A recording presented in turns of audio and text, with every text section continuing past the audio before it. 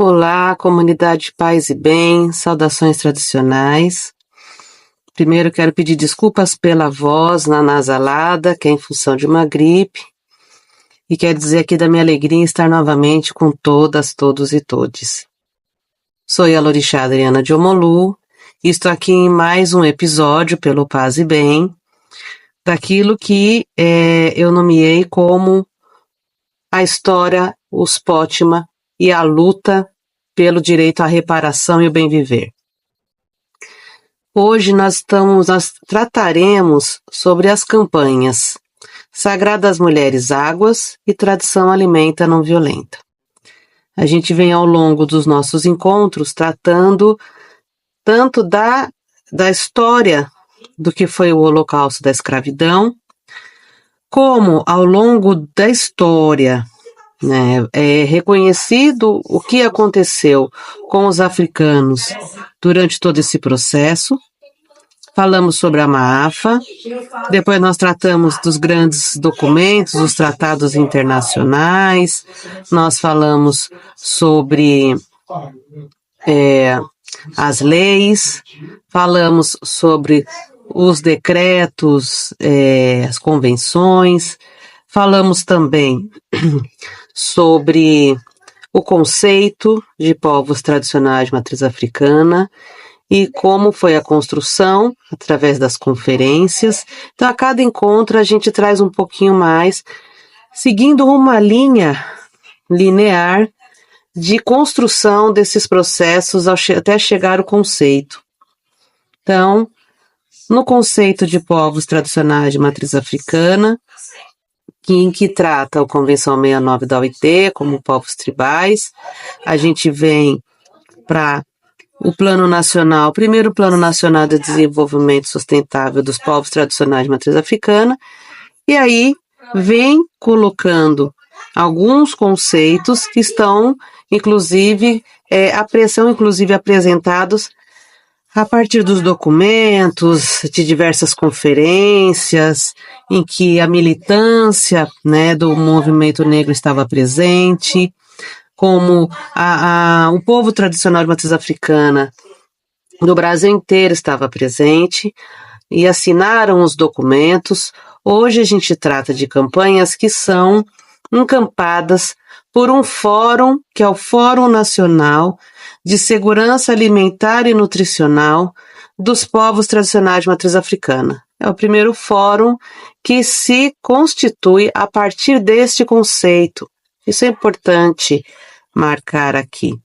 Isso não quer dizer que ao longo da história outros movimentos militantes, a partir da compreensão, da grande amplitude de que trata o conceito, consegue se perceber a partir daí, entendendo que apenas um único elemento não nos constitui, não diz quem somos, mas também não colocamos esse único elemento como um elemento que não tenha o seu valor e importância. É importante dizer isso. Por quê? Porque quando se trata de ancestralidade, nós estamos falando de origem. Nós estamos falando de um lugar que, no nosso caso, é África, com toda a sua cultura, com toda a sua riqueza, com todo o seu acúmulo, com todo o seu saber, com toda a sua produção de conhecimento. É o lugar por excelência que os nossos ancestrais foram trazidos pelo processo, pelo Holocausto da Escravidão. Então, entendendo que eles são esse grande complexo e esse grande contínuo através de nós, que nós nos entendemos como povos tradicionais de matriz africana, porque entendemos que toda a forma como nos constituímos, nos organizamos, vivemos, consagramos, cultuamos, conversamos, nos relacionamos, nos vestimos, cantamos, dançamos, é esse complexo que nos constitui. Bom, então, o Fórum Nacional, conhecido popularmente como FONSAM Pótima, é o lugar que se entende que, através da discussão sobre o direito à dignidade alimentar de todos os povos, é é o lugar onde a gente faz a discussão dessa questão e de todas as interseccionalidades. Por quê? Porque não é só o alimento que nos constitui, mas o alimento é fundante, assim como a ancestralidade é fundante, assim como a natureza como a divindade é fundante, assim como a oralidade é fundante, assim como a circularidade é muito fundante da nossa constituição. Então, nessa perspectiva, e até no sentido de entender que também a matriarcalidade é fundante. Por quê? Porque quando nós estamos falando de povos tradicionais de matriz africana, nós estamos falando de um tempo que é anterior ao processo de colonização. Nós não estamos falando de povos tradicionais de matriz africana e de todos os elementos que nos constituem a partir de um lugar que é um lugar que é pós-colonização, mas nós estamos falando de um povo e a forma como se organizava pré-colonização. Então, deste lugar, as comunidades eram matriarcais. Neste lugar, as crianças eram de todas e todos. Neste lugar, se discutiam todas as questões, se aprendia, confraternizava, comia na perspectiva da circularidade. E também se pensava toda a veste, que não é aquela do saco que foi colocado sobre os corpos africanos que foram escravizados. Um pano de saco, né, com uma veste que não era a forma como se vestia em África. E também a questão da deturpação, do esvaziamento de sentido e da desqualificação e estigmatização de elementos como o torso, por exemplo. Então, não é disso que a gente fala. A gente fala do lugar onde o colorido que é vida estava sempre presente, está sempre presente, onde a arte está em cada detalhe, como aqui, tá vendo? São detalhes. Você tem, além das cores, você tem riscos, figuras que representam muitas coisas. A depender do povo, você vai ter desenhos, uma arte diferente, a forma como os elementos se combinam, né? Você vai ter a arte apresentada, a arte visual apresentada de uma forma diferente. Então, nessa perspectiva, pensando em todos esses elementos, assim como a língua ela é rica, né? São mais de 300 idiomas, nós estamos falando de muita coisa. Nós estamos falando desses povos. Então, pensando em todas essas questões e também pensando que a útera é aquilo que nos dá vida, e quem carrega a útera são as mulheres, por isso da matriarcalidade, mas também da matrigestão, também da matripotência, que aí a matrigestão não se dá somente para as mulheres, mas se dá na perspectiva da matriarcalidade, na perspectiva do cuidar, do criar, né, do proteger, do educar, tudo que sempre está nas mãos das mulheres, mas que também, no nosso caso do nosso povo, os homens exercem esse poder pensando na forma como os arranjos acontecem, né, no Brasil. Então, essas duas campanhas são criadas. A campanha sagrada das Mulheres Águas e a campanha Tradição Alimenta Não Violenta. Então, vou começar pela campanha sagrada das Mulheres Águas. A campanha sagrada das Mulheres Águas, ela se dá com a importância de se perpetuar, de garantir que uma cultura seja vista, ou seja, tenha uma visibilidade, mas que visibilidade positiva, e que essa cultura, essa vivência cultural, essa prática cultural, esse grande evento que acontece no país todo, seja patrimonializado imaterialmente, mas também que se reconheça que esse grande evento também faz circular a economia do país de uma forma inimaginável. Estou falando dos festejos de Iemonjá. Iemonjá, divindade no Brasil cultuada nos mares, no Brasil. Em todas as praias, né, em todo o Brasil, ou em praias específicas, todo mundo vai lembrar, né, dos terreiros lá, todos postos um ao lado do outro, ou grupos que vão levar flores e outros presentes para Iemonjá no mar. Vai lembrar das grandes navegações que são feitas e que se deixa no meio das águas os presentes, das procissões, das caminhadas, né, das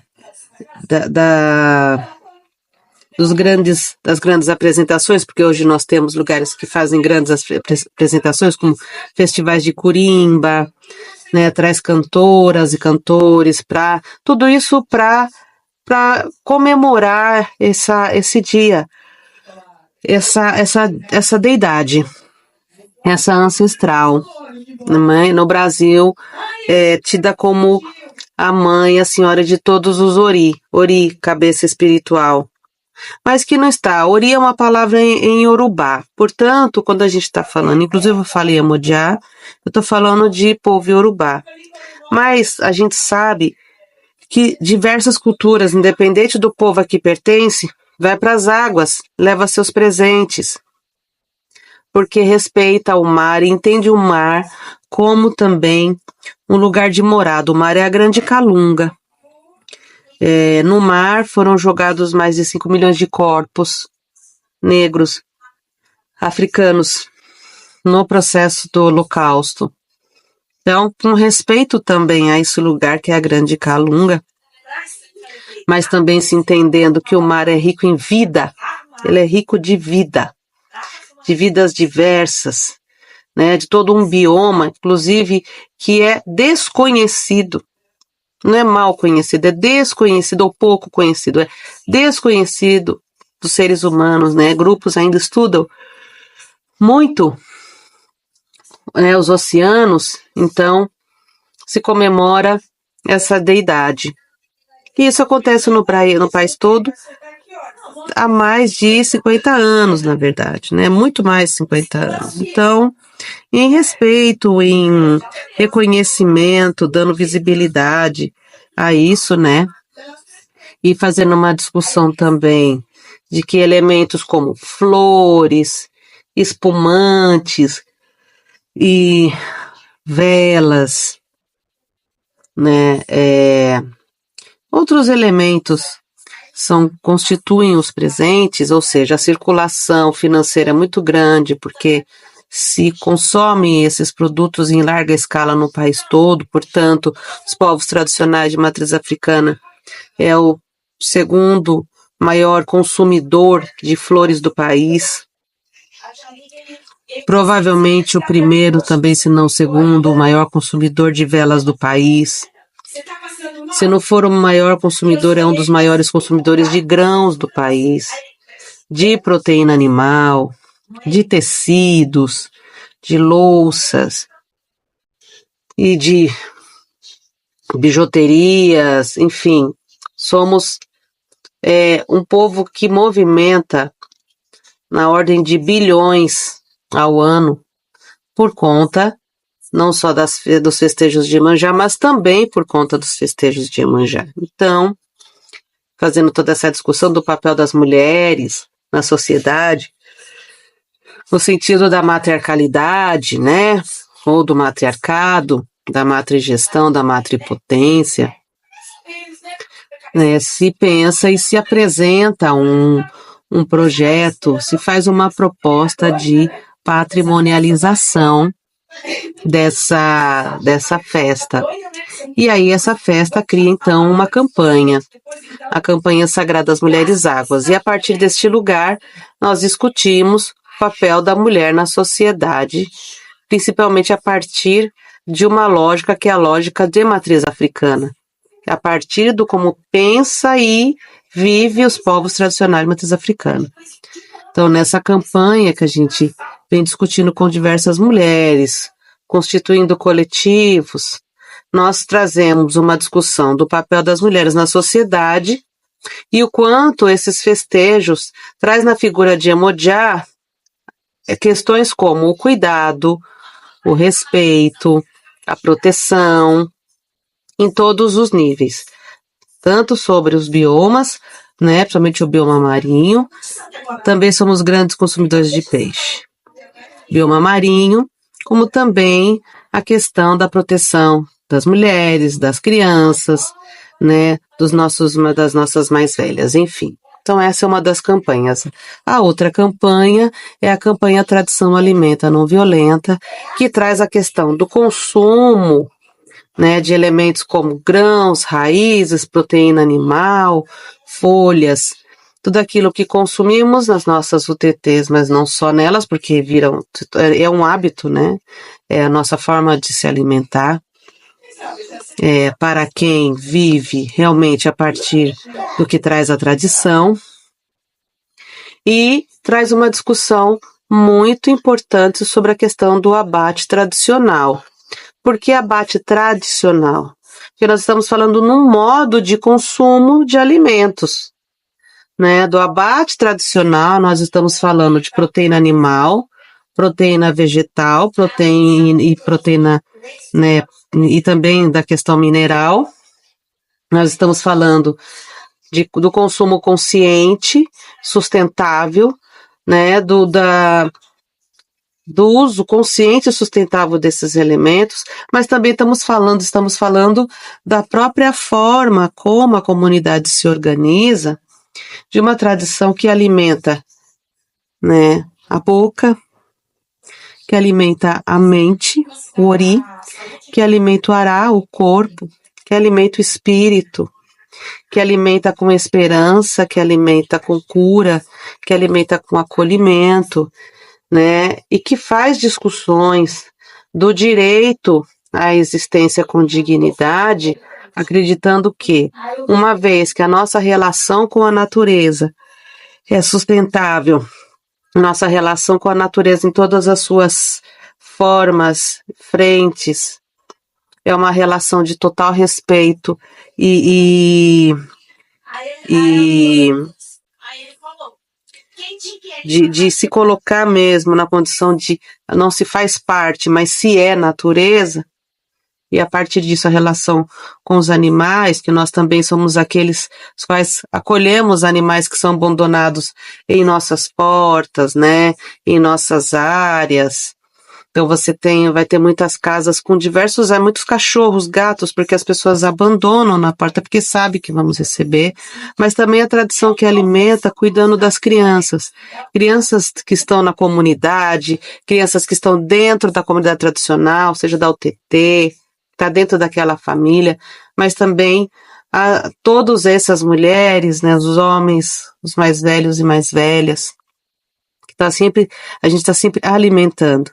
Mas desse lugar a gente tem a teia Ubuntu, né, dos caminhos do bode, que faz uma discussão e cria possibilidades da garantia de uma alimentação saudável, de comida de verdade na mesa. Então a tradição alimenta não violenta, ela tem um papel fundamental e fundante na constituição daquilo que nós conhecemos como alimentar-se.